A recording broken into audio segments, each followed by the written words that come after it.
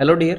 Concept lecture 4 के अंदर हम वो वाले क्वेश्चंस करने वाले हैं जब रेशियो के अंदर से कोई चीज़ घटाई जाती है या रेशियो के अंदर कोई चीज़ जोड़ी जाती है। ऐसे कई क्वेश्चंस होते हैं जब एग्जामिनर आपको बोल देता है कि भाई सपोज 100 एंड 100 रेशियो है, 5:7 है, दोनों के अंदर 8 जोड़ दिया गया, फिर ये रेशियो 6:7 हो गया या फिर 7:8 हो गया। क्लियर है? तो इस तरह के क्वेश्चंस आते हैं जब हम रेशियो के अंदर कुछ चीज़ जोड़ते हैं और भाई नया रेशियो आ जाता है, या रेशियो के अंदर कुछ चीज़ घटाते हैं और नया रेशियो आ जाता है। तो इस तरह के जो क्वेश्चंस हैं वो दो तरह के होते हैं। दो तरह के कैसे? जैसे एक तो होते हैं जब आपसे ये बोला जाए कि भाई दो वैल्यूज़ हैं जो 3:5 में हैं और इन दोनों में 10-10 जोड़ा गया। ठीक है, दोनों में 10-10 जोड़ा गया, तो जो नया रेशियो है वो हो गया 2:3। तो एक तो है जब दोनों के अंदर सेम नंबर जोड़ा जाता है, इसमें भी 10 जोड़ा गया, इसमें भी 10 जोड़ा गया। और एक दूसरी तरह के क्वेश्चंस हैं जिनके अंदर सेम नंबर नहीं जोड़ा जाता, उसमें बोल दिया जाता है इसके अंदर एक रेशियो के अंदर 10 जोड़ दिया, एक में 15, या फिर एक में 10 घटा दिया, एक में 15 घटा दिया। तो सबसे पहले हम सेम नंबर वाले कर लेते हैं। तो जब दोनों रेशियो के अंदर एक ही वैल्यू जोड़ी जाए उनको हम कैसे करेंगे, वहां पर मैं एक प्रॉपर्टी का यूज करता हूं। कौन सी प्रॉपर्टी का? ध्यान से सुनिएगा कि मान लो दो बंदे हैं, एक तो है राम और एक दूसरा बंदा है श्याम। तो राम और श्याम की उम्र का रेशियो सपोज आज 3:5 है। ठीक है, आज उनकी उम्र का अनुपात 3:5 है। और आज से 10 साल बाद उनकी उम्र का रेशियो हो जाएगा 2:3। तो इसमें सिंपल सी बात क्या है कि दो नंबर हैं जिनका रेशियो 3:5 है, अगर हम दोनों में 10 जोड़ दें तो उनका रेशियो हो जाएगा 2:3, क्योंकि भाई 10 साल बाद उनकी उम्र 10-10 ज़्यादा हो जाएगी। ये सिंपल सी बात है? इस चीज़ को हम ऐसे भी बोल सकते हैं। तो यहाँ पर मैं कौन सी प्रॉपर्टी का फ़ायदा उठाता हूँ, ध्यान से सुनिएगा समझने के लिए कि यहाँ पर श्याम जो है वो राम से बड़ा है, हमें सीधा सीधा दिख रहा है। राम की उम्र को 3 रिप्रेजेंट करता है तो श्याम की उम्र को 5 दर्शाता है। तो श्याम जो है वो राम से बड़ा है। तो फॉर एग्जाम्पल एक बार मान लो कुछ देर के लिए कि श्याम जो है वो 4 साल बड़ा है। मैंने मान लिया कि श्याम जो है वो 4 साल बड़ा है। तो अगर आज श्याम 4 साल बड़ा है तो 10 साल बाद श्याम कितना बड़ा होगा? राम से 4 साल ही बड़ा होगा। पूरी उम्र राम के कंपैरिजन में तो वो 4 साल ही बड़ा होगा ना, क्योंकि श्याम की उम्र जितनी बढ़ेगी उतनी ही उम्र राम की बढ़ती रहेगी। अगर आप अपने भाई से 2 साल बड़े हो तो पूरी उम्र आप अपने भाई से 2 साल बड़े रहोगे।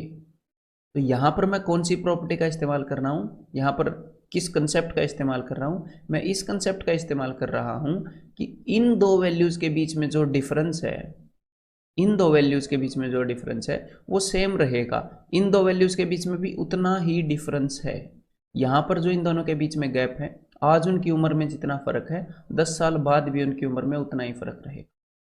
अब मैं क्या करूँगा, मुझे पता है कि ये डिफरेंस सेम है, तो इन दोनों रेशियोज़ को ताकि मैं अच्छे से यूज़ कर पाऊँ उसके लिए मैं इनके डिफरेंस को सेम करना चाहूँगा। ठीक है, तो जब सेम वैल्यू जोड़ी जाए, मान लो इसके अंदर भी 10 जोड़ा गया, इसके अंदर भी 10 जोड़ा गया, तो इनके जो बीच का डिफरेंस है वो बदलेगा नहीं। लेकिन अगर यहाँ पर 15 जोड़ दिया जाए तो इनके बीच का डिफरेंस बदल जाएगा और तब हम ये कंसेप्ट नहीं लगा पाएंगे। ठीक है, ये सिंपल सी बात है। तो इनके बीच के डिफरेंस को सेम कैसे करते हैं वो और देख लेते हैं। तो भाई 2 और 3 के बीच में कितने का डिफरेंस है? 1 का। और 5 और 3 में कितने का डिफरेंस है? 2 का। तो आपने करना क्या है, इस पूरी सिचुएशन को 2 गुना कर दो, तो ये रेशियोज भी डबल हो जाएंगे और ये डिफरेंस भी डबल हो जाएगा। तो यहाँ पे भी डिफरेंस 2 का हो जाएगा, ऊपर भी 2 का हो जाएगा। ठीक है, अदरवाइज कुल मिलाकर अगर आपने याद रखना है तो इनके बीच में जो डिफरेंस है उससे इन रेशियोज को मल्टीप्लाई कर दो, और इन दोनों के बीच में जो डिफरेंस है उससे इन रेशियोज को मल्टीप्लाई कर दो। तो भाई 1 से ऊपर वालों को मल्टीप्लाई करने की तो जरूरत है नहीं, बदलेगा नहीं। तो 2 से एक बार मैं इनको कर दूं मल्टीप्लाई, अभी कर देता हूँ। 2 दूनी 4 और 2 तिये 6। अब आपको दिखेगा कि भाई इन दोनों के बीच का फर्क आ गया 2, और ऊपर वालों के बीच का फर्क भी 2 ही था। मतलब कि मैंने इन दोनों के बीच के डिफरेंस को बैलेंस कर दिया और इसी कंसेप्ट को मैं यूज कर रहा था। एक बार इन दोनों के बीच के डिफरेंस को बैलेंस कर दिया ना आपने, उसके बाद आप इनको डायरेक्टली यूज कर लो, नॉर्मली यूज कर लो।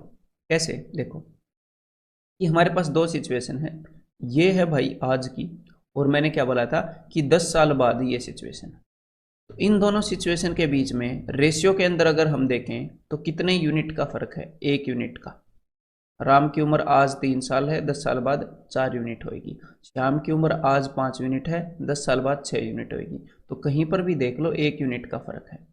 और यहाँ पर ये 1 यूनिट का फर्क एक्चुअल में कितने साल के बराबर है? 10 साल के बराबर है। तो इसका मतलब 1 यूनिट की वैल्यू है 10 साल। अब एग्जामिनर आपसे क्या पूछेगा? एग्जामिनर आपसे पूछेगा कि भाई राम की प्रेजेंट उम्र बताओ। तो राम की प्रेजेंट उम्र है 3 यूनिट, मतलब कि 30 साल। श्याम की प्रेजेंट उम्र बताओ 50 साल। या फिर ये बताओ राम और श्याम की उम्र में आज कितना फर्क है? 2 यूनिट, 20 साल। या फिर वो आपसे ये पूछ लेगा कि आज से 5 साल बाद राम और श्याम की उम्र का रेशियो क्या होगा। तो आज राम की उम्र 30 साल है, तो 5 साल बाद राम की उम्र तो होएगी 35 और 5 साल बाद श्याम की उम्र होएगी 55। तो आप रेशियो बता दोगे 7:11। तो इस तरह का किसी भी तरह का वो क्वेश्चन आपके सामने बनाए, इस कंसेप्ट से हम कर पाएंगे। तो यहाँ पर याद रखने लायक चीज़ क्या है कि जब सेम नंबर जोड़ा जाए या फिर घटाया जाए तो इन दोनों रेशियोज के बीच का जो गैप है वो सेम रहता है। जो वैल्यू जितनी बड़ी है वो उतनी ही बड़ी होती है। क्योंकि दोनों वैल्यू 10 घटी हैं या दोनों वैल्यू 10 बढ़ी हैं, तो इनके बीच के गैप को करिएगा सेम, ठीक है, और उसके बाद रेशियो को नॉर्मली ट्रीट करिएगा, इजीली आंसर आ जाएगा। गैप को सेम कैसे करेंगे? इन दोनों के बीच के डिफरेंस से उनको मल्टीप्लाई करेंगे और इन दोनों के बीच के डिफरेंस से इनको मल्टीप्लाई करेंगे। ठीक है, क्लियर है? तो चलिए क्वेश्चन ट्राई करिएगा जरा। तो एक क्वेश्चन क्या है, पॉज करके ट्राई कर लिया करो। What number should be subtracted from both the terms of 15:19? कि भाई 15:19 इन दोनों में से क्या घटाऊं? तो दोनों में से सेम नंबर घटा रहा हूं मैं। और मैंने क्या बताया था, जब दोनों में से सेम नंबर घटाया जाए तो ये वाली वैल्यू जो बड़ी है ये उतनी ही बड़ी रहेगी इससे अगले वाले केस में भी घटाने के बाद। जब दोनों से सेम नंबर घटाया गया तो रेशियो हो गया 3:4। तो बाद में भी ये वैल्यू उतनी ही बड़ी रहेगी। अगर पहले 5 बड़ी थी तो आज भी 5 बड़ी होगी, क्योंकि दोनों ही x कम हुए हैं। हमने क्या करना है, इन दोनों के बीच के गैप को सेम करना है। तो यहाँ पर दोनों के बीच में डिफरेंस है 4 का, 15 और 19 में। यहाँ पर डिफरेंस है 1 का। तो भाई नीचे वाली सिचुएशन को 4 गुना करना पड़ेगा, या फिर ऐसे मान लो इन दोनों के बीच में जो गैप है उससे इसको मल्टीप्लाई करेंगे, इसके बीच में जो गैप है इससे उसको। तो भाई 1 से तो उनको मल्टीप्लाई करेंगे नहीं क्योंकि फर्क पड़ेगा नहीं, तो 4 से इनको कर देते हैं। 4 दिए 12 और 4 चौके 16। अब इनके बीच का गैप देखो एग्जैक्टली सेम हो गया, यहाँ पर भी 4 है, यहाँ पर भी 4 है। ठीक है, तो अब देखो भाई, अब एग्जामिनर ने क्या बोला है, what number should be subtracted, दोनों में से क्या नंबर घटाया जाए कि भाई ये वाला जो रेशियो है वो ये वाला रेशियो बन जाए। तो यहाँ पर देख लो आपके सामने है, दोनों में से 3 घटाया जाए और ये वाला जो रेशियो है वो ये वाला रेशियो बन जाएगा। तो यहाँ पर आंसर क्या हो जाएगा? यहाँ पर आंसर हो जाएगा ऑप्शन डी।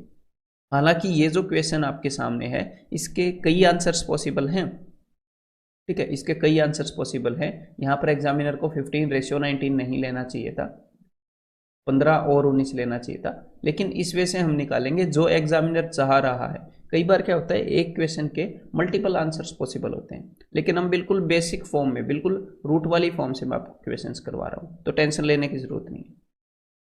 देन ये वाला क्वेश्चन करो एक बार। The ratio between two numbers is 3:4। If each number is increased, हर एक नंबर में कुछ ना कुछ ऐड किया गया है, तो भाई नंबर का रेशियो है 3:4।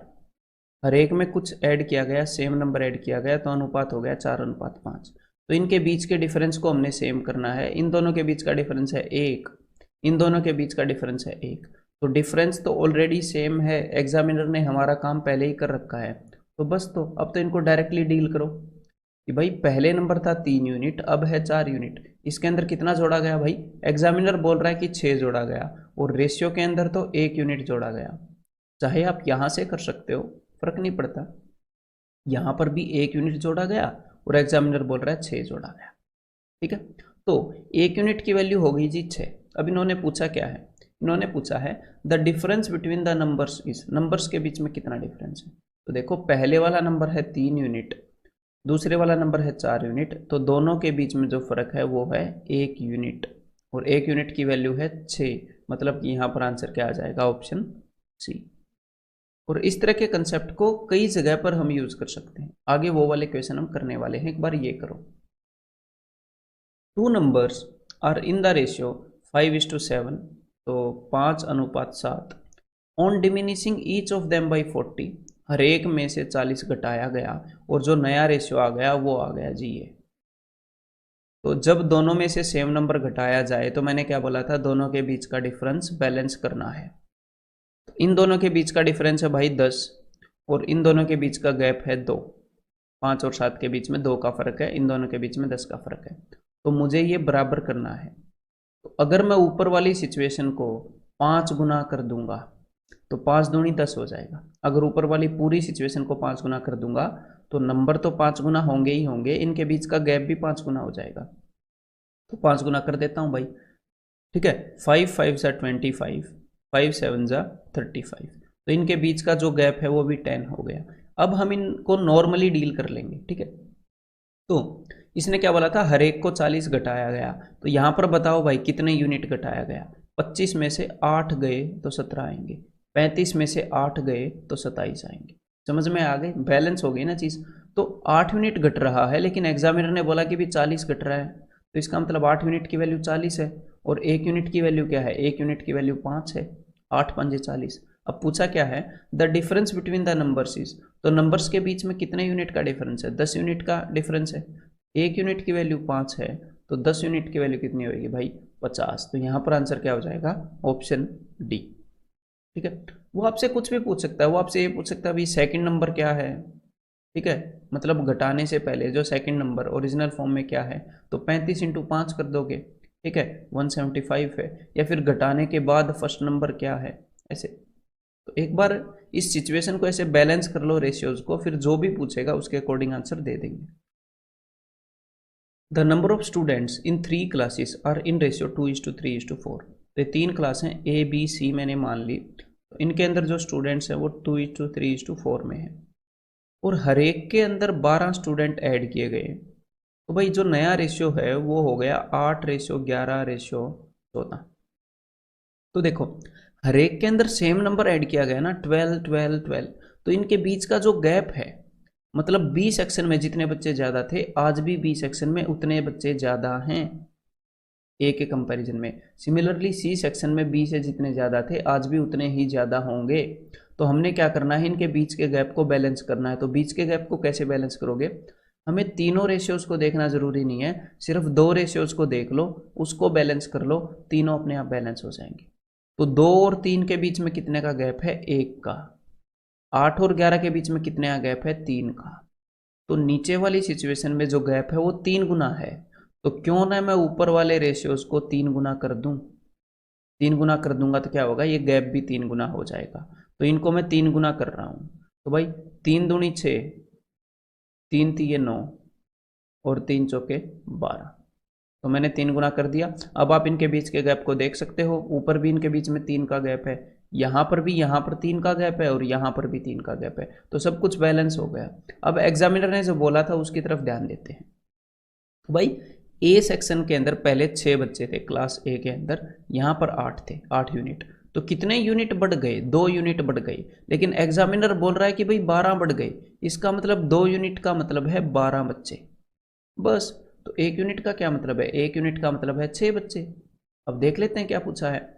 The total number of students in 3 classes in the beginning was, beginning में टोटल कितने स्टूडेंट थे।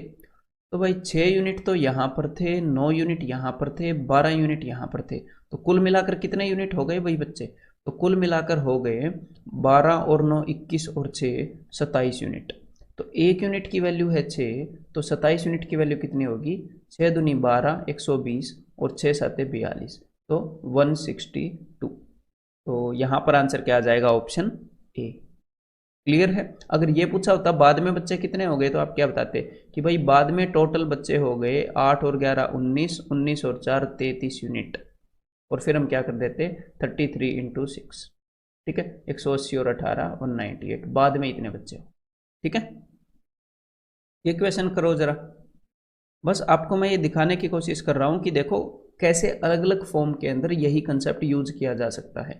तो जब भी किसी भी फॉर्म में ये कंसेप्ट आए, आपको दिमाग में ये अलर्ट आ जाए कि हाँ ये तो वो वाला कंसेप्ट है। जैसे एज वाले क्वेश्चन देखो, at present the ratio of ages of Maya and Chhaya. तो भाई माया और छाया की प्रेजेंट एज का रेशियो है 6:5। 15 ईयर्स फ्रॉम नाउ, आज से 15 साल बाद, तो भाई दोनों की उम्र में 15-15 साल ही जुड़ेंगे, और माया जितनी बड़ी है छाया से, पूरी उम्र उतनी ही बड़ी रहेगी, है ना। इनके गैप को हमने बैलेंस करना है। तो 15 साल बाद the ratio will get change to 9:8। ठीक है, तो दोनों में सेम नंबर ऐड हुआ है, तो इनके बीच का डिफरेंस बैलेंस कर लेते हैं। माया और छाया के बीच में गैप है 1 का, और माया और छाया के बीच में यहाँ पर गैप है 1 का। तो भाई जो इनके बीच का बैलेंस है, जो डिफरेंस है, वो तो पहले ही बैलेंस हुआ पड़ा है, तो ये काम तो एग्जामिनर ने आसान कर दिया। तो पहले माया की उम्र थी 6 यूनिट, आज 15 साल बाद माया की उम्र है, हो जाएगी मतलब कि 9 यूनिट। तो कितने यूनिट ज़्यादा हो गई? 3 यूनिट। और ये कितने साल बाद की सिचुएशन है? 15 साल बाद की सिचुएशन है। ठीक है, तो इस 3 यूनिट की वैल्यू क्या है? 3 यूनिट की वैल्यू है 15 ईयर्स। 1 यूनिट की वैल्यू क्या हो गई भाई? 5 ईयर्स। अब आपसे एग्जामिनर ने पूछा क्या है? Maya's present age. तो माया की प्रेजेंट एज ये है 6 यूनिट, तो 6 यूनिट की वैल्यू कितनी हो जाएगी? 30 साल। अगर छाया की प्रेजेंट एज पूछता तो 5 5 जा 25। अगर छाया की 15 साल बाद की उम्र पूछता तो 8 सिक्के, सॉरी 5 है ना, 8 5 जा 40। और जरूरी नहीं है आपसे 15 साल बाद की उम्र पूछेगा, ये पूछ लेगा what will be the age of Chhaya after 7 years. तो आज जो आपने एज निकाली है छाया की, 5 × 5 25 + 7 32 कर देना। ठीक है, बस एक बार हमें ये पता लग जाए 1 यूनिट की वैल्यू कितनी है, फिर तो एग्जामिनर कुछ भी पूछ ले बता देंगे। अगला क्वेश्चन, ये भी ट्राई करो एक बार। The ratio of present ages of 2 brothers is 1:2। तो भाई प्रेजेंट एज, आज उनका रेशियो है 1:2, and 5 years back the ratio was, तो आज से 5 साल पीछे तो उनका रेशियो था, वो था 1:3। तो दोनों की उम्र 5-5 साल कम हुई होगी। दोनों के बीच में जो बिकॉज सेम नंबर घटा है दोनों में से, तो बीच का जो गैप है वो सेम ही रहेगा, तो हमने सेम करना है। तो यहाँ पर इन दोनों के बीच में जो गैप है वो है 2 का, और यहाँ पर जो गैप है वो है 1 का। तो नीचे वाले रेशियो को मैं 2 गुना कर रहा हूँ, तो 2 एकम 2 और 2 दूनी 4। तो यहाँ पर भी गैप 2 का हो गया। अब देख लेते हैं भाई, तो देखो कि नीचे वाली सिचुएशन से ऊपर वाली सिचुएशन कितने यूनिट कम है? कितने यूनिट कम है भाई? ये 1 यूनिट कम है। और एग्जामिनर क्या बोल रहा है कि ये 5 साल पहले की बात है। ऊपर वाली जो सिचुएशन है वो 5 साल कम होगी, ऊपर वाली सिचुएशन में उम्र 5 साल कम होगी, यानी कि 1 यूनिट की वैल्यू है 5 ईयर्स। अब एग्जामिनर ने पूछा क्या है? What will be the ratio of their edges after 5 years. 5 साल बाद उनकी उम्र का रेशियो क्या होगा? तो एक बार हम प्रेजेंट निकाल लें, हम आज की डेट में निकाल लें, तो 5 साल बाद की भी निकल आएगी। तो आज पहले वाले भाई की उम्र क्या होगी? 2 यूनिट है, 1 यूनिट की वैल्यू है 5 साल, तो 2 यूनिट की वैल्यू होगी 10 साल। दूसरे वाले भाई की 4 5 20, आज इसकी उम्र होगी 20 साल। आज से 5 साल के बाद इसकी उम्र होगी 15 साल, इसकी उम्र होगी भाई 25 साल। तो अब रेशियो क्या आ गया? 5 × 15, 5 5 25, 3:5। तो आंसर क्या आ गया? Option C. ठीक है, ये वाला क्वेश्चन एक बार ट्राई करो भाई खुद, मेरे बताने से पहले। 4 years ago the ratio of A's age to B's age was 11:14। 4 साल पहले, मतलब मान लो ये आज की बात है, आज से 4 साल पहले की बात है कि A और B की उम्र का रेशियो था 11:14, एंड 4 years लेटर, और आज से 4 साल बाद A और B की उम्र का रेशियो हो जाएगा 13:16। द प्रेजेंट एज ऑफ ए, तो ए की प्रेजेंट एज क्या होगी? तो देखो आज हम जहां पर खड़े हैं उसमें से सेम नंबर घटाया गया, और आज हम जहां पर खड़े हैं उसमें सेम नंबर जोड़ा गया। सेम नंबर जोड़ने की मतलब मेरा ये नहीं है कि भाई यहां पर 4 घटाया गया, यहां पर 4 जोड़ा गया, ना ना ना। अगर यहां पर 5 भी जोड़ा जाता तो भी बात सेम ही रहती। ये मत सोचना कि ये नंबर सेम हो गया इसलिए 4 4। मैं कहना क्या चाहता हूं कि ये जो पहले वाली सिचुएशन है और ये जो नीचे वाली सिचुएशन है, इसमें एक ही उम्र में भी 8 साल का फर्क है। एक तो आज से 4 साल पहले है, एक आज से 4 साल बाद में है, और बी में भी 8 साल का फर्क है। मतलब पहले वाली सिचुएशन से आज वाली सिचुएशन 8-8 साल ज़्यादा है। ठीक है, दोनों में 8-8 जुड़कर, मतलब ए और बी की जो उम्र थी 11:14, दोनों में 8-8 जुड़कर 13:16 हुई है। ठीक है, क्योंकि 8 साल का गैप है दोनों सिचुएशन में। तो इनके बीच का गैप एक बार सेम कर लें, तो 11 और 14 के बीच का गैप है भाई 3, और 13 और 16 के बीच का गैप है 3। तो बीच का गैप तो ऑलरेडी एग्जामिनर ने सेम कर ही रखा है, तो हमने तो कुछ करना ही नहीं है, हमने तो बस आंसर करना है। तो अब देखो कि जो ए की उम्र है 11 यूनिट, और जो ए की उम्र जो यहाँ पर है 11 यूनिट, और ए की उम्र जो यहाँ पर है 13 यूनिट, इन दोनों सिचुएशन के बीच में 8 साल का फर्क है। क्योंकि एक तो आज से 4 साल पहले की है, एक आज से 4 साल बाद की है, लेकिन रेशियो के अंदर इनके बीच में सिर्फ 2 यूनिट का फर्क है। तो 2 यूनिट का मतलब है 8 साल, 1 यूनिट का कितना मतलब हुआ भाई 4 साल। ठीक है, अब एग्जामिनर ने पूछा क्या है, द प्रेजेंट एज ऑफ ए। तो ए की उम्र 4 साल पहले निकाल लो। 4 साल पहले ए की उम्र कितनी है 44, 11 इंटू 4, 1 यूनिट का मतलब 4 साल। तो आज तो आ ही जाएगी, आज कितनी आ जाएगी 48, उसमें 4 जोड़ दो, सिंपल सी बात है। तो आंसर क्या आ जाएगा, ऑप्शन ए। ठीक है भाई। The income of M and N. तो देखो ये वाला जो कंसेप्ट है, ये इनकम एक्सपेंडिचर सेविंग इसके अंदर भी आ गया, बस हमने अपने दिमाग को खोल के रखना है। एक ही कंसेप्ट को एग्जामिनर कई जगह यूज कर सकता है और करता भी है, इसीलिए मैं बेस बिल्डिंग विजुअलाइजेशन आपकी करवाता हूँ कि एक बार कंसेप्ट को विजुअलाइज कर गए तो उस कंसेप्ट को आप कहीं पर भी देखोगे पकड़ जाओगे। एग्जामिनर अपने आप में शाना बनता है, नई सिचुएशन के अंदर उसी कंसेप्ट को घुसेड़ देता है, और फिर बच्चों को लगता है अरे भाई नए टाइप के क्वेश्चन आ गए नए। तो क्वेश्चन तो नए टाइप के हो ही सकते हैं, लेकिन कंसेप्ट नए बनने बहुत मुश्किल है। हर एक साल एक कंसेप्ट भी नया नहीं आता कॉम्पिटिटिव एग्जाम में, 3-4 साल में 2-3 कंसेप्ट मिलाकर नए आते हैं, और वो कभी भी किसी भी बंदे का सिलेक्शन नहीं रोकते, कभी भी। अगर उसने अच्छे से विजुलाइज करके किया है तो वो सिलेक्शन ले ही जाता है। ठीक है, तो इसलिए विजुअलाइजेशन ज़रूरी है, बेसिक्स को अपने दिमाग में विजुअली सोचना बहुत ज़रूरी है। देखो, the income of M and N are in ratio 3:5। इसको एक बार देखना कि क्या आप आज तक इसको इस फॉर्म में देख रहे थे कि m और n की इनकम जो है वो है 3:5 में। Each of them spend ₹7,000। हर एक बंदा 7,000 खर्च कर रहा है, मतलब इसने भी अपनी इनकम में से 7,000 खर्च दिए, इसने भी 7,000 खर्च दिए। तो इसकी जो इनकम है वो कम होकर कितनी होगी, इसकी सेविंग जो भी बच गया है वो सेविंग है ना, तो ये हो गई 4, ये हो गई 9, ये इनकी सेविंग है। तो ये एक हिसाब से तो उसी टाइप का क्वेश्चन हो गया ना कि दो चीज़ों की वैल्यू है 3:5, दो चीज़ों का अनुपात है 3:5, दोनों में से सेम चीज़ घटाई गई, अब नया अनुपात है 4:9, सेम नंबर सब्ट्रैक्ट किया गया। तो उसी कंसेप्ट को यूज़ कर लेंगे इसमें, हम एक्स वगैरह मानने की जरूरत नहीं है इस टाइप के क्वेश्चन में। ठीक है, तो देखो लेकिन इनके बीच का जो गैप है वो सेम करना पड़ेगा। 4 और 9 के बीच में कितना गैप है भाई 5 का, 3 और 5 के बीच में कितना गैप है भाई 2 का। तो भाई ये तो सेम करना पड़ेगा, तो 5 से ऊपर वाले रेशियोज को मल्टीप्लाई कर दो ताकि बीच का गैप 10 हो जाए, और 2 से नीचे वाले रेशियोज को मल्टीप्लाई कर दो। तो 5 से ऊपर वाले रेशियोज को मैं मल्टीप्लाई कर रहा हूँ, 5 दिए 15 एंड 5 5 सा 25।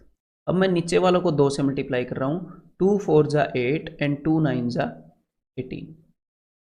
ठीक है, तो देखो अब इनके बीच का गैप भी 10 हो गया, इनके बीच का गैप भी 10 हो गया।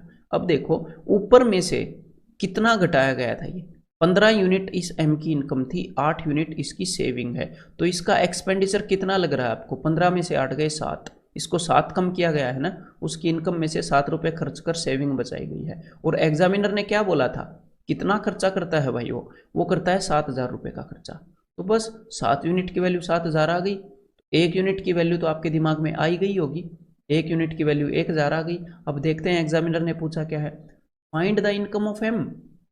तो भाई एम की इनकम है 15 यूनिट यानी कि 15,000। अगर वो आपसे पूछता find the income of N तो वो कुछ भी पूछ ले, तो वो हो गई जी 25,000। ठीक है, find the savings of M तो वो हो गई भाई 8,000। तो इस क्वेश्चन का आंसर क्या हो गया 15,000। अगर आपको ये समझ में आ गया ना तो एक बार भाई साहब ये निकालो, मेरा सॉल्यूशन नहीं देखना इसका, एक बार ये निकालो, इसी तरीके से निकालोगे। लेकिन समझकर, हमें सिर्फ आंसर निकालने से मतलब नहीं है, आपके दिमाग में बैठना चाहिए कि हाँ ये वाला कंसेप्ट मैंने ऐसे यूज किया है। The annual incomes of A and B are in the ratio 4:3। तो भाई ए और बी की जो एनुअल इनकम है वो 4:3 के अंदर है, जो इनकी इनकम है। And ratio of their expenditure is this, और जो इनका एक्सपेंडिचर है उसका रेशियो है 3:2। ईच ऑफ देम सेव्स ₹600, हर एक बंदा 600 रुपये बचाता है। बचाने का क्या मतलब होता है, सेविंग क्या होती है, सेविंग होती है इनकम माइनस एक्सपेंडिचर। तो ये भी 600 बचाता है और ये भी 600 बचाता है। तो कुल मिला के बात क्या है, मेरी बात को ध्यान से सुनिएगा कि इनकम में से, बात को ध्यान से समझिएगा, इनकम में से अगर आप एक्सपेंडिचर घटाओगे तो क्या आ जाएगी, सेविंग, है ना। और इनकम में से अगर आप सेविंग घटाओगे तो क्या आ जाएगा, एक्सपेंडिचर। कॉमन सेंस की बात है कि जितनी भी इनकम है उसमें से ये देख ले कि कितना बचाया, वो घटा दें तो पता लग जाएगा बाकी का जो भी था वो खर्च किया। तो देखो इन दोनों की सेविंग सेम है, सेविंग सेम है। मतलब इनकम में से अगर मैं 600 घटा दूं तो पता लग जाएगा इसने इतना खर्चा किया, और इसकी जो भी इनकम है उसमें से मैं 600 घटा दूं, ये 600 रुपये बचाएगा। तो कुल मिलाकर यहाँ पे भी सिचुएशन वही है पहले वाली, दोनों नंबर में से सेम नंबर घटाया गया है 600 और हमें नया रेशियो मिला है। तो बस हमने क्या करना है, इन दोनों रेशियोज के बीच का जो गैप है उसको सेम करना है। तो यहाँ पर दोनों के बीच का गैप है 1, यहाँ पर दोनों के बीच का गैप है 1। और जब भी मेरे को ऐसे क्वेश्चन दिखते हैं एग्जाम के अंदर, मैं ऐसे कभी भी नहीं लिखता, ऐसे मत सोचना, ये तो आपको समझाने के लिए किया। देखो इस क्वेश्चन को जब हम एग्जाम में पढ़ेंगे तो हम देखेंगे the annual incomes of A and B are in this ratio, तो इनकी इनकम इस रेशियो में है 4:3, ठीक है। And ratio of their expenditure is this, तो ठीक है। If each of them saves, अच्छा भाई हर एक बंदा 600 रुपये बचा रहा है, बराबर बचा रहा है, मतलब इनकम में से बराबर रुपए घटने पर ये आया, तो हम तो मेंटली यहीं पर रेशियो को बराबर कर देंगे। यहीं पर इन दोनों के गैप को देखूंगा 1, इन दोनों के गैप को देखूंगा 1, अरे ये तो बराबर है गैप, चलो भाई हम तो यहीं पर कर देंगे सोल्व। तो ऊपर वाले की इनकम है 4 यूनिट, नीचे वाले की इनकम है 3 यूनिट, तो इसकी सेविंग हो गई 1 यूनिट। और एग्जामिनर ने क्या बोला, 1 यूनिट की वैल्यू 600। तो देखते हैं भाई पूछा क्या है, द एनुअल इनकम ऑफ ए, ए की इनकम तो भाई 4 है, देखो 4 यूनिट, तो 600 इंटू 4 2400। लेकिन यहाँ पर ये एनुअल इनकम की ही बात हो रही है और एनुअल ही पूछा है, तो आंसर क्या आ गया, ऑप्शन डी। समझ में आ गई ना बात। और अगर यहाँ पर मान लो रेशियो सेम भी ना होए, अगर रेशियो सेम भी ना होए, यहाँ यहीं पर एक बार एक नया क्वेश्चन मैं आपके सामने क्रिएट करता हूँ। मान लो ये हो गया भाई, ऐसे मान लेते हैं ये हो गया अपना, पहले इनकी इनकम थी 3:, रुको रुको, पहले इनकी इनकम थी 5:9 और अब इनकी इनकम हो गई 3:5, ठीक है। इनमें 4 का गैप, हाँ। तो देखो आपके एग्जाम में ऐसे आ गया, पहले इनकी इनकम थी 5:9 और इनका एक्सपेंडिचर वो है 3:5। तो आप क्या देखोगे एग्जाम में, मैं ऐसे देखता हूँ कि अच्छा भाई सेम चीज़ घटाई गई है तब जाके ये रेशियो बदला है, तो मैं देखता हूँ कि भाई अच्छा इन दोनों के बीच में 4 का गैप है, यहीं पर हम देख सकते हैं, और इन दोनों के बीच में 2 का गैप है। तो अब मैं क्या लिखता हूँ, मैं नोटबुक पर लिखता हूँ इसको कि भाई 5, 9, 4 का गैप और इसका डबल करके कि 6, 10, ठीक है। और बस अब हम सोल्व कर लेते हैं, यहाँ पर भी 1 यूनिट बढ़ा, यहाँ पर भी 1 यूनिट बढ़ा, तो जितना भी एग्जामिनर ने बढ़ाया है, हालांकि यहाँ पर खर्चा किया था, ये रेशियो गलत लिया गया, पर कोई दिक्कत नहीं, तो जितना भी एग्जामिनर ने बढ़ाया है उसके साथ 1 यूनिट को कंपेयर किया, तो बस इतना सा लिख के, ये 4 अक्षर लिख के हमारा आंसर आ जाता है, ठीक है। अब आगे बढ़ते हैं। तो भाई अब आगे जो हम क्वेश्चन करने वाले हैं उनके अंदर ये होता है कि सेम नंबर नहीं घटाया जाता। मान लो 2 नंबर्स का रेशियो है 3:5, तो बोल देता पहले के अंदर 10 जोड़ा गया, दूसरे के अंदर 2 जोड़ा गया, तो ये नया रेशियो आ गया, ठीक है। तो भाई इस केस के अंदर हमें क्या करना पड़ेगा, अभी हम कोई मतलब इन रेशियोज को रिलेट नहीं कर पाएंगे, अभी हमें कन्वेंशनल वे से जाना पड़ेगा जब अलग अलग चीज़ें जोड़ता है। या तो आप हिट एंड ट्रायल करोगे, हिट एंड ट्रायल का क्या मतलब है कि किसी न किसी तरह ऊपर वाले को किसी नंबर से मल्टीप्लाई करोगे, नीचे वाले को किसी नंबर से मल्टीप्लाई करोगे और इस चीज़ को बैलेंस कर लोगे, लेकिन वो हिट एंड ट्रायल है। अगर आपको पक्का स्टीक जाना है पहले अटेम्प्ट में तो आप क्या करोगे, ऊपर वाले नंबर को अज्यूम कर लोगे 3x और 5x। तो भाई पहले ये नंबर थे 3x और 5x, जब ऊपर वाले में इसमें 10 जोड़ा गया और इसमें जोड़ा गया 2, तो ये नए नंबर बन गए। 3x + 10 नया है, 5x + 2 ये भी नया है। तो ये नए जो नंबर बन गए ये 5:6 में है। ऐसे हमें क्रॉस मल्टीप्लाई करना पड़ेगा और वहाँ से हमें x की वैल्यू निकालनी पड़ेगी, तब हमारे पास सारे आंसर्स हो जाएंगे। तो एक बार इस तरह के मैं आपको क्वेश्चन दिखाता हूँ। ये देखो, एक बार ये करो। Before battle the ratio of captains to soldiers was 2:7। तो भाई युद्ध से पहले कैप्टन और सिपाही इनके बीच में जो अनुपात था वो इतना था। During war 25 captains and 100 soldiers वर मार्टियर्ड। तो कुछ कैप्टन और कुछ सिपाही शहीद हो गए। तो कैप्टन कितने कम हो गए, कैप्टन 25 कम हो गए और सिपाही 100 कम हो गए। The new ratio of captain to soldiers become 3:10। तो जो नया रेशियो है वो 3:10 है। तो अब इन्होंने पूछा है कि what is the number of soldiers after the war. तो देखो अब यहाँ पर भाई इन दोनों के बीच में जितना डिफरेंस था कैप्टन और सोल्जर में पहले, अब उतना डिफरेंस तो रहा नहीं, क्योंकि सोल्जर ज़्यादा शहीद हो गए, कैप्टन कम शहीद हुए हैं। तो अब हम इनके बीच के डिफरेंस को बैलेंस करके करेंगे तो वो कोई लॉजिक ही नहीं है बैलेंस करना, और गलत आंसर आएगा अगर ऐसे कोशिश भी करोगे तो। ठीक है, लेकिन आप एक तो हिट एंड ट्रायल से कर सकते हो। हिट एंड ट्रायल का मतलब हिट एंड ट्रायल ही है अपने तरीके से। मैं कभी कभी हिट एंड ट्रायल से करता हूँ तो मैं क्या करता हूँ कि भाई नीचे वाली वैल्यू छोटी होनी चाहिए ना ऊपर वाली से, क्योंकि ऊपर वाली से कुछ बंदे कम हुए हैं तभी आए हैं। तो मैंने वैसे ही इसको डबल करके देख लिया कि भाई 4, यहाँ पर 2:7 था ना, तो दोनों को डबल किया। तो कैप्टन पहले 4 यूनिट थे, सोल्जर 3 यूनिट थे, तो कितने कम हुए हैं, 1 को रिप्रेजेंट कर रहा है 25। तो 14 से 10 कितने कम हुए, 4, तो 4 को रिप्रेजेंट कर रहा है 100। तो यहाँ पर तो ये हिट एंड ट्रायल मेरा तुक्का चल गया। देखो 1 को 25 रिप्रेजेंट कर रहा है और 25 का 4 गुना 100 होता है, तो 4 को 100 रिप्रेजेंट कर रहा है। इसका मतलब मैंने हिट एंड ट्रायल से ये जो क्वेश्चन सोल्व किया वो सही सोल्व हो गया। जब आपको मतलब ये कोरस्पॉन्डिंग वैल्यूज ठीक मिल जाएं कि 1 की वैल्यू यहाँ पर 25 निकल रही है, यहाँ पर 4 की 100, जब हमें ठीक मिल जाए, हाँ भाई 1 की जगह 25 होगा तो 4 की जगह 100 ही होगा, तो उस केस में अब आप क्या कर सकते हो, उस केस में अब आप इनको डायरेक्टली हैंडल कर सकते हो कि 1 यूनिट की वैल्यू हमें 25 मिल गई। अब जो भी हमसे पूछेगा बंदा कि सोल्जर्स कितने थे वार के बाद, तो वार के बाद 10 यूनिट सोल्जर थे, 1 यूनिट की वैल्यू 25 है, तो 10 यूनिट की वैल्यू जी 250 आएगी, 250 थे। तो एक तो ये हो गया हिट एंड ट्रायल। तो ये जरूरी नहीं है हिट एंड ट्रायल आपको हिट करे हैं, तो हम बेसिक वे से करते हैं। बेसिक वे से मैं आपको बता देता हूँ। देखो क्योंकि हमेशा ये जरूरी नहीं होता ऊपर वाले को डबल कर दो, कभी ऊपर वाले को ट्रिपल करके नीचे वाले को डबल करके तो इक्वेशन बैलेंस होगी, कभी ऊपर वाले को 3 गुना नीचे वाले को 4 करके 4 गुना करके तो बैलेंस होगी। ये हिट एंड ट्रायल है। तो पहले मैंने मान लिया कि कैप्टन थे 2x और सिपाही थे 7x। तो अब कैप्टन कितने हो गए, अब कैप्टन हो गए 2x - 25 और सिपाही कितने हो गए, अब वो हो गए 7x - 100। और अब जितने भी कैप्टन और सिपाही हैं उनका रेशियो क्या है, 3:10। तो बस अब इसको सोल्व कर लेते हैं। तो 10 से मैं इसको मल्टीप्लाई करूंगा तो ये हो गया जी यहाँ पर 20x - 250 इक्वल टू, इसको यहाँ पर ऊपर ले जाऊंगा 21x - 300।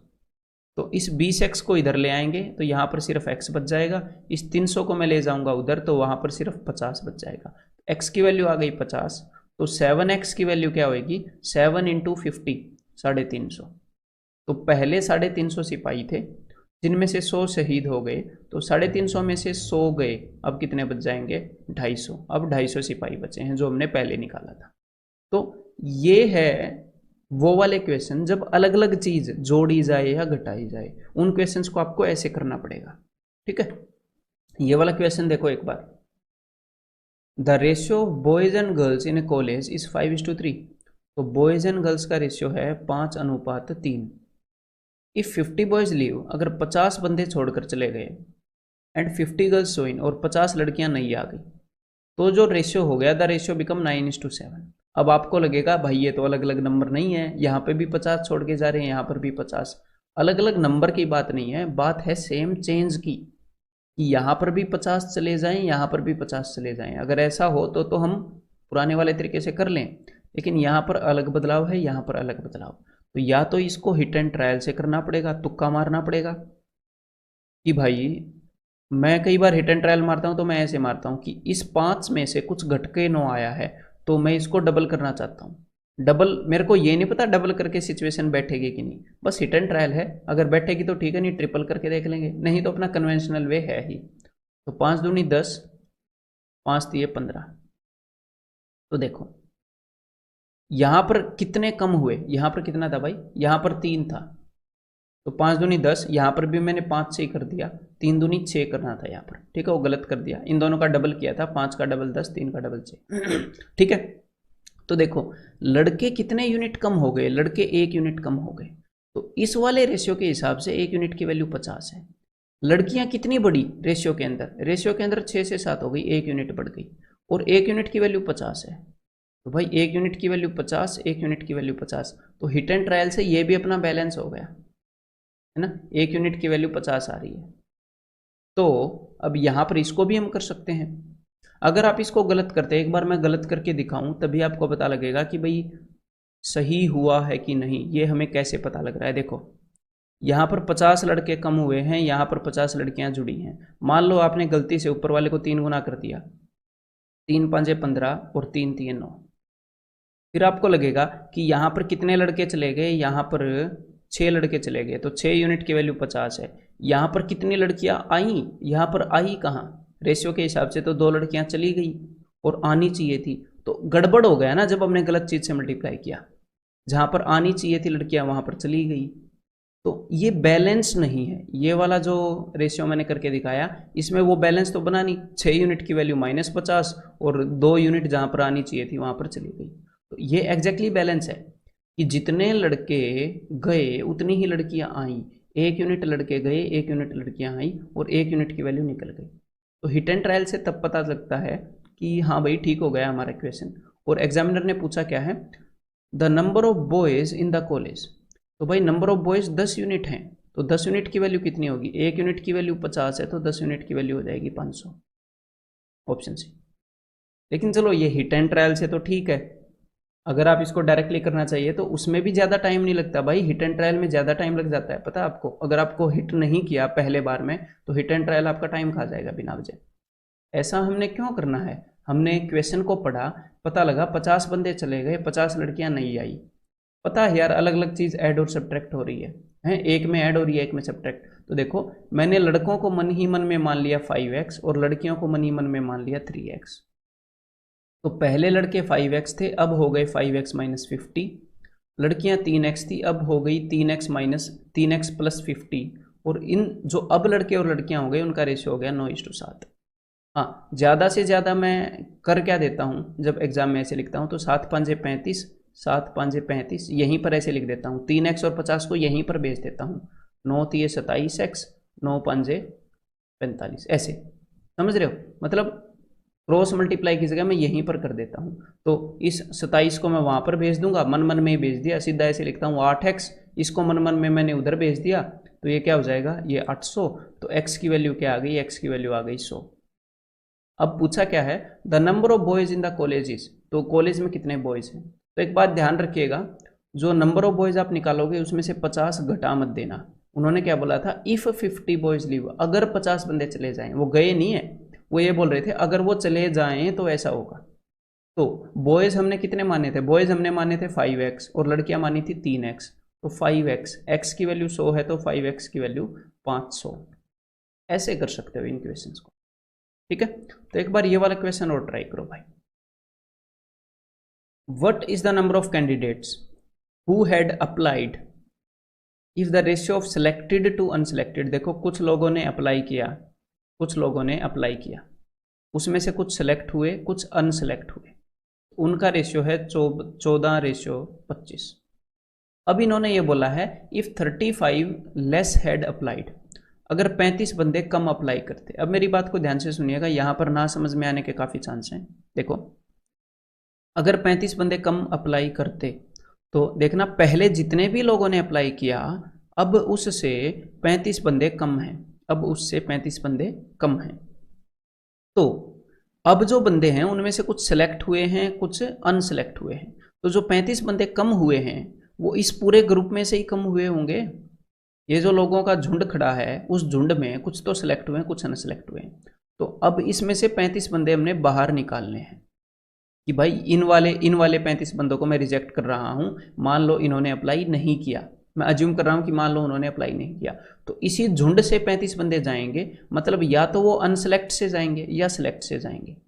अगर 35 बंदे कम अप्लाई करते हैं, उनमें से कुछ सिलेक्ट हुए होंगे, कुछ नहीं हुए होंगे, तो कुछ तो अनसेलेक्ट कैंडिडेट कम होंगे, कुछ सिलेक्ट, दोनों कम होंगे ना, दोनों कम होंगे। तो कितने कम होंगे वो देख लेता हूं मैं। आप बोल सकते हो कि क्या पता सारे अनसेलेक्ट चले जाएं, हाँ वो भी पॉसिबिलिटी है, ठीक है। कुल मिलाकर इस ग्रुप में से जाएंगे, तो देख लेते हैं। कुल मिलाकर हमने 35 बंदे निकालने हैं। उसने बोला है एंड 10 लेस सिलेक्टेड। अगर 35 कम अप्लाई करते और 10 कम सेलेक्ट होते, मतलब सेलेक्ट में से 10 बंदे गए हैं, 35 बंदों ने अप्लाई नहीं किया, तो सेलेक्ट में से 10 बंदे कम हो गए, तो बाकी के 25 बंदे कहाँ से जाएंगे भाई? तो बाकी के 25 बंदे अनसेलेक्ट वाले ग्रुप में से गए होंगे। हमने ओवरऑल 35 बंदे घटाने हैं ऊपर वाले में से, तब नई सिचुएशन क्रिएट होगी। तो 10 बंदे उसने बता दिया सिलेक्टेड में से घटेंगे, बाकी के 25 अनसेलेक्टेड में से घटेंगे, और नया रेशियो क्या आ जाएगा? 3:5। तो समझ में आ गई बात। दो नंबर हैं जो इस रेशियो में है 14:25।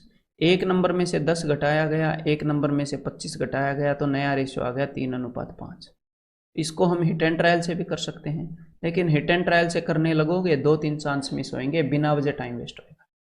सिचुएशन समझ में आ गई तो सीधा सीधा ऐसे लिख सकते हो कि मैंने बंदों को मान लिया कि पहले बंदे 14x और 25x रेशियो में थे, तो 14x, अब कितने बंदे सेलेक्ट हुए हैं? 14x - 10, और अनसेलेक्ट कितने हुए हैं भाई? 25x - 25, और इसकी वैल्यू है 3/5। तो इसको मैं 5 गुना कर रहा हूँ, 5 को मैं इधर लेके जा रहा हूँ, तो 5 × 14 70, 5 × 10 50, ठीक है भाई। 5 को मैं ले गया, अब इसको मैं इधर लेके आ रहा हूँ, तो 3 × 25 75x - 75, ठीक है। तो अब इस 70 को मैं इधर लेके आ रहा हूँ, तो 5x की वैल्यू कितनी हो गई? इस 70 को मैं उधर लेके जा रहा हूँ, तो 75 उधर जाके पॉजिटिव हो जाएगा, ये नेगेटिव है, तो 25, x की वैल्यू आ जाएगी भाई 5। अब यहाँ पर पूछा क्या है? उसने पूछा है what is the number of candidates who had applied, कितने लोगों ने अप्लाई किया, ठीक है। और बाद में इसने जो ये सिचुएशन दी थी, इफ 35 लेस हैड अप्लाइड, ये इसने इमेजिनरी दी थी, अगर 35 कम अप्लाई करते और ऐसा होता, तो एक्चुअल में इतने लोगों ने अप्लाई किया है, कितने लोगों ने? 14 + 25 39x लोगों ने। तो x की वैल्यू है 5, तो 39x की वैल्यू क्या हो जाएगी? 150 और 45 195, मतलब कि आंसर हो जाएगा ऑप्शन ए। उम्मीद करता हूँ ये सारा समझ में आया होगा। अब आपने करना क्या है, चुपचाप जो आपने प्रिंट आउट लिया है उसमें से इसी एक्सरसाइज जो मैंने कंसेप्ट लेक्चर करवाया है उसके क्वेश्चन करने हैं, और उसके बाद एक्सरसाइज 1.3 करनी है।